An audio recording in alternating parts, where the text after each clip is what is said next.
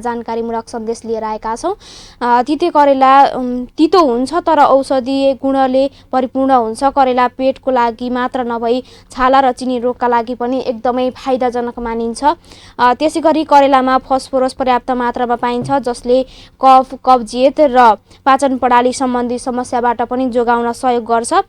यदि तपाईँलाई भोक लाग्दैन भने करेलाको सेवन गर्नुहोस्, त्यसले तपाईँको भोकलाई निरन्तरता दिनेछ र करेलाबाट प्रचुर मात्रामा भिटामिन ए, बी, सी पर्याप्त मात्रामा पनि पाइन्छ।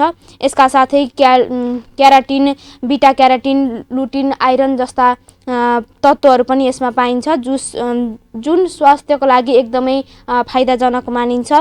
करेलाले रोग प्रतिरोधात्मक क्षमता बढाउन पनि एकदमै सहयोग गर्छ। मधुमेहका बिरामीहरूका लागि अझ यो एकदमै उपयोगी पनि मानिन्छ। करेला सेवनबाट हुने विभिन्न फाइदाहरू यस प्रकार रहेका छन्। करेला सेवनबाट करेलाको रसले पत्थरीको समस्या पनि हटाउन सहयोग गर्छ। यसको नियमित सेवन गर्नुभयो भने यदि तपाईँलाई पत्थरीको समस्या छ भने यसले त्यसको समाधान गर्न सहयोग पुर्याउँछ। त्यसै गरी ग्यासको उपचार पनि यसले गर्न सहयोग पुर्याउँछ। करेलाले पाचन प्रणालीलाई स्वस्थ राख्न मद्दत गर्छ भने पाचन प्रणालीलाई सही राख्न मात्र नभई करेलाको सेवन ग्यास, अपच जस्ता समस्याबाट पनि यसले छुटकारा मिल्ने गर्छ। कलेजो बलियो बनाउन पनि यसले एकदमै सहयोग पुर्याएको हुन्छ। हामीहरूको लागि कलेजोको समस्या छ भने यदि तपाईँलाई करेला नियमित सेवन गर्नुहोस्, तितो करेलाले एकदमै फाइदा पुर्याउने गर्छ। करेलामा पाइने खनिज र भिटामिनको शरीरमा रोग प्रतिरोधात्मक क्षमता बढाउनुका साथै रोगसँग लड्ने क्षमता पनि एकदमै यसले सहयोग पुर्याएको हुन्छ।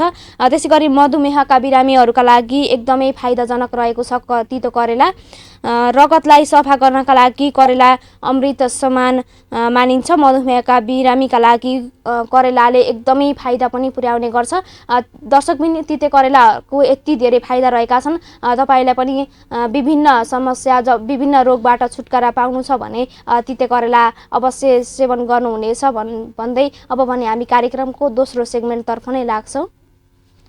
दर्शकबिन, आज भने हामीसँग हाम्रो स्टुडियोमा बुटोल टुडे, दैनिक पत्र, बुद्ध दर्पण, तिलोत्तमा, बुद्ध आवाज, मर्चवार सन्देश लगायतका पत्रपत्रिकाहरू रहेका छन्। तिनै पत्रपत्रिकाहरूले विभिन्न शीर्षक उपशीर्षक राखेर विभिन्न खबरहरू छापेका छन्, जसमा दैनिक लुम्बिनीले बजेट निर्माणमा जुटे 3 तहकै सरकार भन्ने शीर्षकमा आफ्नो प्रथम पृष्ठमा खबर छापेको छ।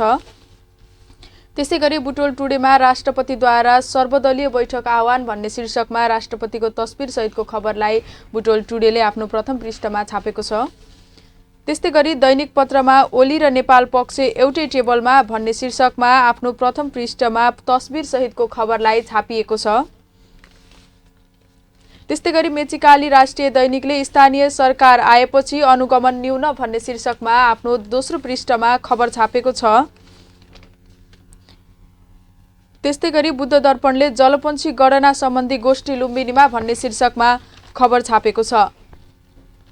दर्शकबिन, अब भने हामी यिनै पत्रपत्रिकाको विस्तृत खबरतर्फ नै लाग्छौँ। ओली र नेपाल पक्ष एउटै टेबलमा शीर्षकमा खबर छापिएको छ दैनिक पत्रमा आफ्नो प्रथम पृष्ठमा। प्रतिनिधि सभा विघटनसँगै दुई विचारमा विभाजित तत्कालीन नेकपाका शीर्ष नेतृत्वमा सर्वोच्च अदालतले नेकपा एमाले बिउताइदिएपछि थप दिक्कता बढेको अवस्थामा नेकपा एमालेका शीर्ष नेताबीच पहिलो पटक नै एकै ठाउँमा बसेर वार्ता भएको छ। सोमबार एमाले मुख्यालय बुम्बाराहीमा पार्टीका अध्यक्ष तथा प्रधानमन्त्री केपी शर्मा ओली र वरिष्ठ नेता माधव कुमार नेपाल पक्षबीच छलफल भएको हो। गत फागुन 23 गते सर्वोच्च अदालतले नेपाल कम्युनिस्ट पार्टी नेकपालाई मान्यता नदिएपछि एमाले र नेकपा माओवादी केन्द्रलाई बिउताइदिएपछि एमाले अध्यक्ष ओलीले फागुन 28 गते नेपाल पक्षको सहभागिता बिना बैठकको केन्द्रीय कमिटिका पदाधिकारी हेरफेर माओवादी केन्द्रबाट आएका नेतालाई केन्द्रीय सदस्यमा मनोनयन र विधान संशोधन गरेपछि दुई समूहबीच दिक्कता थपिएको थियो। एमालेका अध्यक्ष ओलीले नेपाल पक्षको सहभागिता बिना पदाधिकारी हेरफेर, प्रदेश कमिटिको कार्यविभाजन, माओवादी केन्द्रबाट आएका नेतालाई केन्द्रीय सदस्यमा मनोनयन र संसद विघटन गरेपछि दुई समूहबीच थप दिक्कता बढेको हो। सर्वोच्च अदालतबाट प्रतिनिधि सभा पुनर्स्थापना र एमाले बिउताइएपछि पहिलो पटक शीर्ष नेताहरू एक ठाउँमा बसेका हुन्। उनीहरूले एमालेलाई एकताबद्ध बनाउन र एक आपसमा देखिएका विवाद सुल्झाउन छलफल गरेको बताए पनि सोमबारको बैठकमा कुनै निर्णय हुन नसकेको बताइएको छ भन्ने खबर आजको दैनिक पत्रले ओली र नेपाल पक्ष एउटै टेबलमा शीर्षकमा आफ्नो प्रथम पृष्ठमा खबर छापेको छ। त्यस्तै गरी दैनिक लुम्बिनीले बजेट निर्माणमा जुटे 3 तहकै सरकार भन्ने शीर्षक राखेर आफ्नो प्रथम पृष्ठमा खबर छापेको छ। आगामी आर्थिक वर्षको बजेट निर्माण प्रक्रिया सुरु भएका छन्। सङ्घ, प्रदेश र स्थानीय तहहरू बजेट निर्माणको तयारीमा जुटेका छन्। स्थानीय तहबाट प्रदेश हुँदै योजनाहरू सङ्घमा पुगेका छन्। सङ्घको बजेटबाट बन्ने ठूलो योजनाको खाका मन्त्रालयमा पुगेका छन्। स्थानीय तहले फागुन मसान्तभित्र स्रोत सुनिश्चित सहितको योजना प्रदेशमा पठाउनुपर्छ। प्रदेशले पनि सोही बमोजिम काम गर्नुपर्छ। सङ्घका मन्त्रालयले समेत चैत 15 गतेभित्र बजेट खाका अर्थ मन्त्रालयमा पठाउनुपर्छ। तिनै सरकारको बजेट एक अर्कामा आश्रित हुने भएकोले एकैसाथ प्रक्रिया थालिएको हो। अर्थ मन्त्रालयले आर्थिक वर्ष 2078-79 को बजेट निर्माणका आधार र मार्गदर्शनबारे जानकारी गराउँदै पूर्व निर्धारित समयमा सिलिङभित्र रहेर बजेट प्रस्ताव गर्न मन्त्रालयहरूलाई आग्रह गरेको छ। सरकारका मुख्य सचिव, सचिवहरू, राष्ट्रिय योजना आयोगका सदस्यसहित अर्थ मन्त्रालयमा आयोजित कार्यक्रममा अर्थ मन्त्रालयले आर्थिक पुनरुत्थान र रोजगारी सिर्जना, ठूला योजना पूर्वाधार आयोजना, कार्यान्वयन निरन्तरता, कृषि क्षेत्रको विकास, सामाजिक विकासमा निरन्तर लगानी, क्षेत्र र प्रादेशिक सन्तुलन र दिगो विकास लक्ष्यलाई बजेट निर्माणको मुख्य आधारका रूपमा प्रस्तुत गरिनेछ भन्दै लुम्बिनी दैनिकले सिलिङभित्र रहेर बजेट प्रस्ताव गर्न अर्थ मन्त्रालयले अन्य मन्त्रालयलाई आग्रह गरेको छ भन्ने उपशीर्षक राखेर आफ्नो प्रथम पृष्ठमा खबर छापेको छ। त्यसै गरी राष्ट्रपतिद्वारा सर्वदलीय बैठक आह्वान शीर्षकमा बुटोल टुडे राष्ट्रिय दैनिकले आफ्नो प्रथम पृष्ठमा खबर छापेको छ। राष्ट्रपति विद्यादेवी भण्डारीले सर्वपक्षीय बैठक बोलाएकी छन्। मंगलबार दिउँसो 4 बजेका लागि सर्वदलीय बैठक बोलाइएको राष्ट्रपतिका स्वकीय सचिव भेषराज अधिकारीले जानकारी दिए। बैठकमा नेकपा एमाले, नेपाली कांग्रेस, नेकपा माओवादी केन्द्र, जनता समाजवादी पार्टी, राप्रपा, नेपाल मजदुर किसान पार्टी र राष्ट्रिय जनमोर्चालाई बोलाइएको उनले जानकारी गराएका छन्। पछिल्लो राजनीतिक घटनाक्रम पेचिलो बन्दै जाँदा राष्ट्रपतिद्वारा गरिएको बैठक आह्वानलाई अर्थपूर्ण रूपमा हेरिएको छ भन्दै आजको बुटोल टुडे राष्ट्रिय दैनिकले खबर छापेको छ। त्यस्तै गरी मेचिकाली राष्ट्रिय दैनिकले स्थानीय सरकार आएपछि अनुगमन न्यून भन्ने शीर्षकमा खबर छापेको छ। विश्व उपभोक्ता अधिकार दिवस भैरहवामा अन्तर्क्रिया तथा गोष्ठी गरी मनाइएको छ। प्लास्टिक प्रयोगको निरुत्थान, वातावरण संरक्षणमा योगदान भन्ने नाराका साथ उद्योग वाणिज्य तथा उपभोक्ता हित संरक्षण निर्देशनालय आयोजना र उद्योग कार्यालय रूपन्देहीको सह आयोजनामा भैरहवाको एक दिने अन्तर्क्रिया कार्यक्रम भएको हो।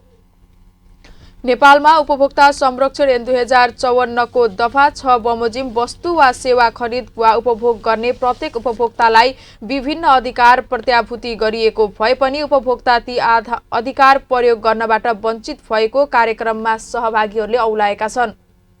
दैनिक जीवनमा प्रयोग हुने अधिकांश सामान जोखेर किनबेच हुने भए पनि त्यसको तौल लिन प्रयोग हुने अधिकांश ढक तराजु पनि अवैध रूपमा प्रयोग भइरहेको निष्क्रियताले बजारमा नवीकरण नभएको र उपभोग्य वस्तुहरूमा पनि मिसावट र बजारमा हुने कालोबजारीले उपभोक्ता भने सधैँ मारमा पर्ने गरेको गुनासो गरे भन्दै मेचिकाली राष्ट्रिय दैनिकले आफ्नो दोस्रो पृष्ठमा खबर छापेको छ।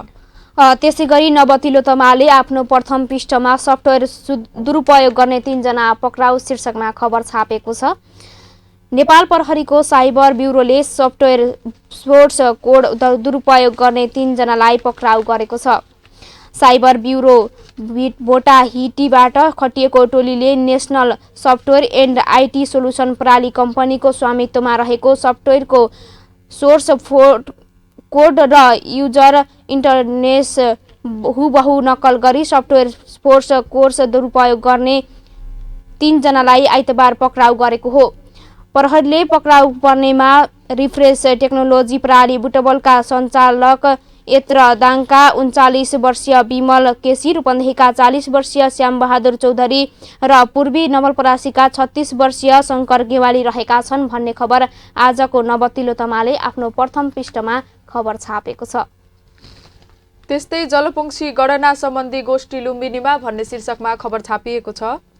जलपक्षी गणनाका बारेमा नयाँ नयाँ तरिका, प्रविधि र योजनाबारे जानकारी दिने उद्देश्यले रूपन्देहीको लुम्बिनीमा सोमबार तेस्रो राष्ट्रिय गोष्ठी सुरु भएको छ। 2 दिने गोष्ठीमा स्थानीय चरा गणनाका संयोजक, चराविद तथा चरा संरक्षण सम्बन्धी संस्थाका प्रतिनिधिको सहभागिता रहेको छ। यसअघि सन् 2007 मा पहिलो गोष्ठी लुम्बिनीमै र सन् 2012 मा दोस्रो गोष्ठी चितवनमा भएको थियो। नेपालमा प्रत्येक वर्ष मध्य हिउँदमा हुने जलपक्षी गणना राष्ट्रिय रूपमा संयोजक गर्दै आएको हिमाली प्रकृति संस्थाका आयोजित कार्यक्रममा चरा गणनाको तथ्याङ्क सङ्कलन, गणना र शुद्धता बारे पनि निष्कर्ष निकालिने जनाइएको छ भन्दै बुद्ध दर्पणले आफ्नो प्रथम पृष्ठमा खबर छापेको छ। त्यसै गरी आजको बुटोल टुडे राष्ट्रिय दैनिकमा क्यान इन्फोटेक 2021 वैशाख 28 गतेदेखि भन्ने शीर्षकमा खबर छापिएको छ। कम्प्युटर एसोसिएसन नेपाल क्यान महासंघले यो वर्षको क्यान इन्फोटेक 2021 आगामी 2078 साल वैशाख 28 गतेदेखि जेठ 2 गतेसम्म काठमाडौँको भिरकुटी मण्डपमा आयोजना गर्ने भएको छ। नेपालमा सूचना प्रविधि र मनोरञ्जन सम्बन्धी वार्षिक रूपमा आयोजना हुने प्रदर्शनी तथा सम्मेलन मुलुककै ठूलो प्रदर्शनीको यो 27औं संस्करण हो, जुन 6 दिनसम्म चल्नेछ। विगतका वर्षहरूमा साधारणतया पुष, माघ, फागुन महिनामा आयोजना भइरहेको क्यान इन्फोटेक यो वर्ष 2021 मा भने कोरोनाका कारण गत वर्षभन्दा करिब 3 महिना ढिला गरी आयोजना हुँदैछ। तर ढिलै भए पनि क्यान महासंघले क्यान इन्फोटेकको आयोजनाको प्रबन्धक लिएको छ। यसले आयोजनाको कोभिड-19 का कारण प्रभावित भएका तथा नभएका सम्पूर्ण सूचना तथा सञ्चार प्रविधि व्यवसाय तथा सम्बन्धी पक्षलाई राहत तथा सहयोग पुग्ने अपेक्षा क्यान महासंघले लिएको छ भन्ने खबर आजको बुटोल टुडे राष्ट्रिय दैनिकले आफ्नो प्रथम पृष्ठमा क्यान इन्फोटेक 2021 वैशाख 28 गतेदेखि भन्ने शीर्षक बनाएर छापेको छ। त्यस्तै आयुर्वेद सेवा केन्द्र विस्तार भन्ने खबर गौतम बुद्ध सन्देशले आफ्नो दोस्रो पृष्ठमा छापेको छ, जसमा गुल्मी तम्घासको खबरलाई यहाँ उठान गरिएको छ। अनिल खत्री लेख्नुहुन्छ, गुल्मीको सदरमुकाम तम्घास बजार क्षेत्रमा आयुर्वेद सेवा केन्द्र विस्तार गरिएको छ। जिल्लाको रेसुङ्गा नगरपालिकाको वडा नम्बर 9 मा रहेको गुल्मी आयुर्वेद सेवा स्वास्थ्य सेवालाई विस्तार गर्न तम्घासको लाकुरी मञ्चमा विस्तार गरिएको हो। आयुर्वेद सेवा केन्द्रको शुभारम्भ गर्दै रेसुङ्गा नगरपालिकाका प्रमुख टिल्लीराज भुसालले सेवाग्राहीको पहुँचभन्दा टाढा कार्यालय रहेकोले बजार क्षेत्रमा सेवा केन्द्र विस्तार गरिएको बताए। तम्घास बजार क्षेत्रमा आउने सेवाग्राही उपल्लो तम्घासमा रहेको गुल्मी आयुर्वेद स्वास्थ्य केन्द्रमा कमै जाने भएकोले त्यसको सेवा विस्तार स्वरूप बजार क्षेत्रमा सेवा केन्द्र स्थापना गरिएको नगर प्रमुख टिल्लीराज भुसालले बताए भन्दै गौतम बुद्ध सन्देशले खबर छापेको छ। त्यसै गरी दैनिक पत्रले 6वटा घर जलेर खरानी शीर्षकमा दाङको खबरलाई उठान गरेको छ। गर्मी मौसम सुरु भएसँगै दाङ सहित देउखुरीका विभिन्न क्षेत्रमा आगलागीका घटनाहरू बढ्दै जान थालेका छन्। आगलागीका घटना बढ्दै गर्दा विपदमा जोगिने र समयमै सचेतना अपनाउने विषयमा सम्बन्धित सरकारवालाहरूले कुनै चासो नदेखाइएको पाइएको छ। सोमबार लमहीमा आगलागी हुँदा 6वटा खरका छाना भएका घर जलेर खरानी भएका छन्। लमही नगरपालिका वडा नम्बर 6 राप्ती टोल विकास संस्था स्थित बिहान 10 बजे विद्युतको तार सर्ट भई 6वटा खरका छाना भएको घरमा आगलागी भएको राप्ती टोल विकास संस्थाका अध्यक्ष अनुप बुढा मगरले जानकारी दिए। आगलागीबाट 6वटा घर जलेर करिब 20 लाख बराबरको क्षति भएको लमही नगरपालिका वडा नम्बर 6 का वडा अध्यक्ष गणेशमान चौधरीले जानकारी दिएका छन् भन्ने खबर आजको दैनिक पत्रले आफ्नो प्रथम पृष्ठमा छापेको छ। त्यस्तै गरी लुम्बिनी र कर्णाली प्रदेशलाई जोड्ने सडक निर्माण भन्ने शीर्षकमा खबर छापिएको छ, जसमा दाङको खबरलाई उठान गरिएको छ। लुम्बिनी र कर्णाली प्रदेशलाई सडक सञ्जालबाटै जोड्ने योजनासहित दाङको सुकीदहसम्म बाटो पुर्याइएको हो। दाङ र सल्यानको सिमानामा पर्ने सुकीदहमा पहिलो पटक सडक बाटो पुगेको हो। वर्षौं अघि यातायातको सुविधा नहुँदा दाङ र सल्यान ओहोर दोहोर गर्दा मानिसहरू रातको समयमा बास बस्ने सुकीदहमा बाटो पुगेपछि त्यस वरपरका स्थानीयहरू निकै हर्षित भएका छन्। साबिक हलबार गाविस 5 हाल तुलसीपुर उपमहानगरपालिका वडा नम्बर 4 मुलकोट सिरगैरा गुरासे हुँदै सल्यानको सिमाना रहेको सुकीदहसम्म बाटो पुगेको हो। वडाध्यक्ष बालकृष्ण राणाको विशेष पहलमा त्यहाँसम्म सडक पुर्याइएको हो। वरपर जङ्गल र बीचमा समतल रहेको सुकीदहसम्म सडक बाटो पुगेपछि मुलकोटवासी खुसी समेत भएका छन्। त्यहाँका स्थानीयहरू दैनिक उपभोग्य सामानदेखि विद्यार्थीहरू पढ्नका लागि सल्यानको कपुरकोट जाने गर्दछन्। सोही ठाउँ हुँदै मानिसहरू गोरे बाटो आवत जावत गरे पनि सडक बाटो पुग्ला भनेर कसैले नसोचेको अवस्थामा बाटो पुगेपछि आफूहरू निकै खुसी भएको मुलकोट टोल विकास संस्थाका अध्यक्ष ऋषिराम पुनले बताए भन्दै बुद्ध आवाजले आफ्नो दोस्रो पृष्ठमा खबर छापेको छ।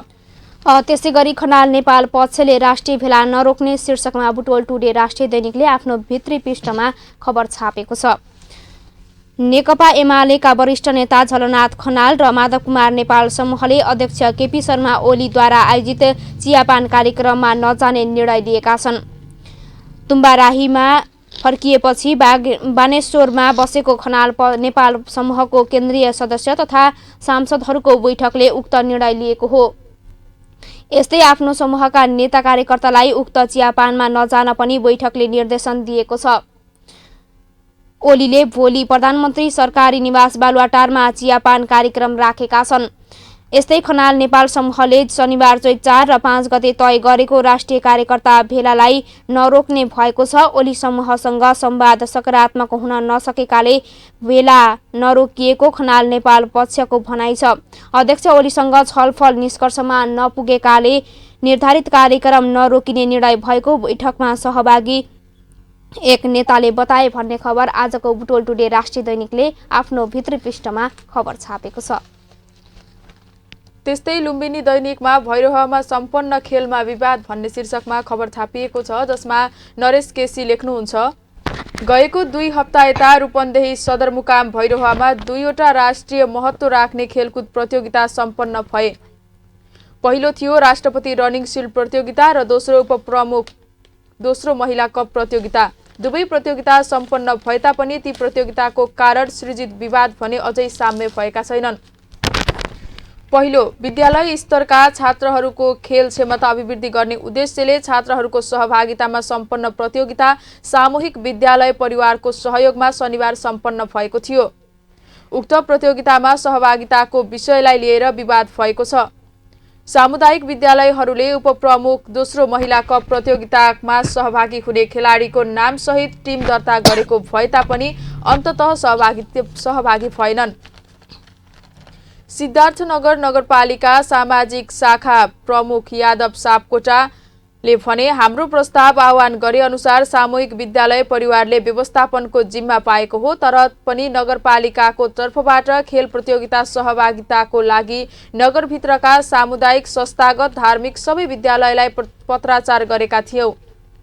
मैले नै धेरै विद्यालयलाई फोन गरेको छु। हाम्रो शिक्षा शाखाले ग्रुपमा म्यासेज समेत गरेको छ, तर सामुदायिक विद्यालयको सहभागिता रहेन भन्दै लुम्बिनी दैनिकले आफ्नो प्रथम पृष्ठमा खबर छापेको छ। दर्शकबिन, आज यस क्षेत्रबाट विभिन्न पत्रपत्रिकाले विभिन्न शीर्षक बनाएर सम्पादकीय छापेका छन्, जस अन्तर्गत आज हामीले नव तिलोत्तमाले लेखेको बढ्दो अपराधजन्य घटना शीर्षकको सम्पादकीय जोड्न गइरहेका छौँ। रूपन्देहीबाट शनिबार प्रहरीले कटुवा, पेस्तोल, भरुवा बन्दुकसहित सीमा क्षेत्रमा बसोबास गर्ने नागरिकलाई पक्राउ गर्यो। त्यसका एक दिन अघि बाँकेबाट साना हतियार, कटुवा, पेस्तोल सहित अपराधका संलग्नमा पक्राउ गर्यो। पछिल्ला दिनमा अपराधका प्रयोग हुँदै आएका यस्ता हात हतियार सहित पक्राउ पर्ने क्रम बढेको छ। यसले के बुझिन्छ भन्ने अपराध गर्ने क्रम पनि बढेको छ। अपराधमा संलग्नहरू नेपाल भारत सीमावर्ती क्षेत्रमा नै बसोबास गर्छन् र उनीहरू पैसाको लोभ तथा आफ्नै रिसिभीमा हत्यामा संलग्न हुन्छन्। के सन्दर्भ भने विषय, स्थान र गम्भीरता र अपराधका श्रृङ्खला कुन क्षेत्रमा बढी छ भन्ने कुरा पनि हो। यस्ता घटना भैरहवा, बाँके, परासी र पूर्वी क्षेत्रमा बढी हुने गरेको छ। यद्यपि पछिल्लो समय देशका विभिन्न क्षेत्रमा यस्ता घटना बढ्दै गएका छन्। साना साना हतियारले बढाएको अपराधको त्रासलाई कम गर्नेतर्फ अब ध्यान दिन जरुरी छ। अहिले देशभरि अपराधजन्य घटनाका समाचार बढेको छ। पछिल्लो समय मानिस अपराधको मानसिकता नै तयार भएको देखिन्छ। सामान्य घटनामा पनि मानिसको हत्या भएका घटना सुन्नमा आएका छन्। खास गरी तराईका जिल्लामा अहिले अपराधका घटनाले जनजीवनमा सन्तरासको अवस्था उत्पन्न भएको छ। तराईका विभिन्न स्थानमा भएका अपराधजन्य घटनाले जनजीवन पनि गम्भीर अवस्थामा पुगेको छ। अर्कोतर्फ बलात्कार जस्ता जघन्य अपराधका घटनामा कमी आउनुको साटो अझै बढ्ने गरेको छ, जसका कारण सामाजिक मनोविज्ञान नै प्रभावित भएको छ। पछिल्लो समय भइरहेका अपराधजन्य श्रृङ्खलाका घटनाले मुलुकको शान्ति सुरक्षाको अवस्था कमजोर बनेको देखिएको छ। यी सबै घटनाका पछि सुरक्षाको अवस्था सुदृढ नहुनु परिणाम नै हो। तराईमा यसअघि पनि सशस्त्र समूहका नाममा अवैध गतिविधि भइरहेका छन्। स्वतस्फूर्त काम गर्ने वातावरण नभएसम्म बन्दुकको सुरक्षाले गाउँको विकास र परिवर्तन हुन सक्दैन। पछिल्लो पटक जुन अपराधको त्रास देखिएको छ, यस्तो अवस्था तत्काल निराकरणका लागि प्रशासन गम्भीर हुन जरुरी छ। नेपाल सरकारले सुरक्षाको व्यवस्था प्रभावकारी बनाइरहे पनि मुलुकका विभिन्न स्थानमा भइरहेका आपराधिक प्रवृत्तिका घटनाले गम्भीर समस्या उत्पन्न गरिरहेको छ। त्यसका कारण सरकार यस विषयमा गम्भीर बन्न जरुरी छ भन्ने सम्पादकीय आजको नवतिलोत्तमाले आफ्नो भित्री पृष्ठमा छापेको छ। त्यस्तै मर्चवार सन्देशले दाइजो प्रथालाई चुनौती दिँदै रोहिणी हवामा 14 जोडीको दाइजो मुक्त विवाह भन्ने शीर्षकमा खबर छापेको छ। तराई क्षेत्रमा अधिक रूपमा विद्यमान रहेको दाइजो प्रथालाई चुनौती दिँदै रूपन्देहीको मर्चवारमा दाइजो मुक्त सामूहिक विवाह तथा सामाजिक संकल्प कार्यक्रम सम्पन्न भएको छ। मर्चवार समरीमाई गाउँपालिका वडा नम्बर 5 रोहिणी हवामा बिहिबार शिवरात्रिको दिन उक्त सामूहिक विवाह सम्पन्न भएको हो। उक्त सामूहिक विवाहमा समरीमाई गाउँपालिका, मर्चवार गाउँपालिका, कोटहीमाई गाउँपालिका, मायादेवी गाउँपालिका, लुम्बिनी सांस्कृतिक नगरपालिका, सियारी गाउँपालिका, गैडहवा गाउँपालिका लगायत कपिलवस्तु, रूपन्देही र नवलपरासीको विभिन्न स्थानीय तहबाट सहभागिता रहेको थियो। 100 सामूहिक विवाहमा भारतको महाराजगञ्ज र सिद्धार्थनगर जिल्लाबाट समेत सहभागिता भएको कार्यसेवक अशोक कुमार तिवारीले बताएका छन्। सहभागी सबै नवविवाहित जोडीको धर्म, संस्कृति र परम्परा तथा विधि अनुसार नै विवाह सम्पन्न गरिएको कार्यसेवक तिवारीले बताए। विवाहको दिन बिहान स्थानीय क्षेत्रमा दाइजो मुक्त समाजको लागि जनचेतना र्याली तथा दाइजो मुक्त तथा बाल विवाह मुक्त समाज कार्यक्रम समेत भएको थियो। शिव मन्दिर वैदिक सनातन मण्डलको आयोजनामा सम्पन्न उक्त दाइजो मुक्त सामूहिक विवाहमा प्रदेश सभा सदस्य अष्टभुजा पाठकले यो सामूहिक विवाहले दाइजो मुक्त समाज निर्माण, बाल विवाह मुक्त समाज निर्माण तथा सामाजिक सद्भाव कायम राख्न अहम भूमिका खेलेको बताए। जुन स्तरबाट हुने सामाजिक कुरीति मेटिनुको साथै पुण्यको कार्य समेत भएको उनले बताए। कार्यक्रममा पूर्व मन्त्री ओम प्रकाश यादव, समाजसेवी जगन्नाथ कुर्मी लगायत विभिन्न समाजसेवी तथा नेताहरूले मन्तव्य सहित नवविवाहित जोडीलाई आशीर्वाद प्रदान गरेका थिए। उक्त विवाहमा वैवाहिक नवदम्पतिलाई बेड, दराज, बक्सा, कुर्सी, गद्दा, रजाई, सिरानी, श्रृङ्गारका सामान, घडी लगायतका सामान दिई बिदाई गरिएको शिव मन्दिर वैदिक सनातन मण्डलका अध्यक्ष वंशगोपाल पाठकले बताएका छन्। उक्त सामूहिक विवाहमा नेपाल, भारत दुवै देशबाट 9000 भन्दा बढीको उपस्थिति रहेको पाठकले बताएका छन्। यस स्थलमा विगत 2 वर्षदेखि दाइजो मुक्त समाज निर्माणको लागि सामूहिक विवाद हुँदै आएको छ। समाजमा हुने महिलाप्रतिको हिंसा अन्त्य गर्न, समाजबाट दाइजो प्रथा अन्त्य गर्न, बाल विवाह अन्त्य गर्न तथा दाइजोका कारण हुने अन्य हिंसा अन्त्य गर्ने उद्देश्य सहित सामूहिक विवाह गरिएको समितिले जनाएको छ। यसमा सबै धर्म जातिलाई एउटा मण्डपमा विवाह गरी सामूहिक एकता कायम राख्ने समेत उद्देश्य लिएको समितिको भनाइ छ भन्दै अत्यन्तै उदाहरणीय कामलाई मर्चवार सन्देशले दाइजो प्रथालाई चुनौती दिँदै रोहिणी हवामा 14 जोडीको दाइजो मुक्त विवाह भन्ने शीर्षक राखेर खबर छापेको छ। दर्शकबिन, यिनै सन्देशमूलक जानकारी, त्यसै गरी यस क्षेत्रबाट प्रकाशित भएका विभिन्न पत्रपत्रिकाका खबरहरू र सम्पादकीयसँगै आजलाई भने कार्यक्रम गुड मर्निङ लुम्बिनीको निर्धारित समय सकिएको छ। भोलि पुनः यसै समयमा कार्यक्रम गुड मर्निङ लुम्बिनी लिएर उपस्थित हुने नै छौँ।